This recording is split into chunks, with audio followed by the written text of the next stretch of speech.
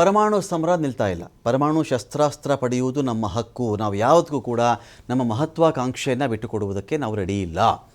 Iran ಖಡಕ್ ತಿರುಗೇಟ್ ಕೊಟ್ಬಿಟ್ಟಿದೆ. ನಾವು ಇಟ್ಕೊಳ್ತೀವಿ ರೀ ಅದನ್ನು. ಇಷ್ಟೆಲ್ಲ ಆಯಿತು, ಯುದ್ಧನೇ ಆಯಿತು, ಸಾವಿರಾರು ಜನ ಸಾಯಿಸಿದ್ರಿ.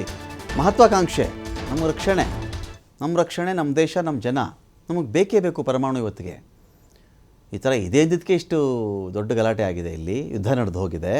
ನಾವಂತೂ ಬಿಟ್ಕೊಡೋಕೆ ರೆಡಿ ಇಲ್ಲ. ನಮ್ಮ ಮಹತ್ವಾಕಾಂಕ್ಷೆ ಅದು, ನಾವು ಬಿಟ್ಕೊಡಲ್ಲ ಅಂಥೇಳಿ ಅಮೆರಿಕಕ್ಕೆ ಖಡಕ್ ತಿರುಗೇಟ್ ಕೊಟ್ಟಿರೋದು. ಇರಾನ್ ನಾಗರಿಕ ಬಳಕೆಗಾಗಿ ಪರಮಾಣು ಹೊಂದುತ್ತೇವೆ, ಪರಮಾಣು ಹೊಂದಿಲ್ಲ ಅಂತ ಟ್ರಂಪ್ ಹೇಳಿದ್ದು ಸುಳ್ಳು. ನಮ್ಮ ಬಳಿ ಪರಮಾಣು ಇಲ್ಲ ಅಂತ ಟ್ರಂಪ್ ಹೇಳಿದ್ದು ಸುಳ್ಳು.